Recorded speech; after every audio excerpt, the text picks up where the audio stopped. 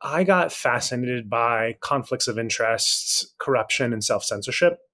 And at a later point in this conversation, I want to make sure to talk about some of my own conflicts of interest and some of the own areas that I self-censor.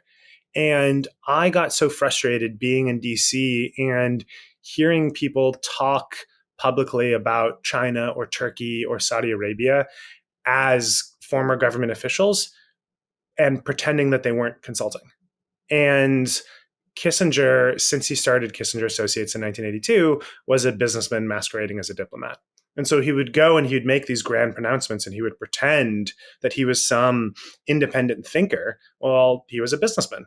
And perhaps there's nothing wrong with being a businessman, but what really rankled me was just his inability and others' inability to treat him as a businessman and the power and influence that he had over foreign policy. I'd argue he's the most influential foreign policy statesman of the 20th century and still, I think, of the 21st. And people just refused to tackle the massive, massive conflicts of interest he had, especially with China.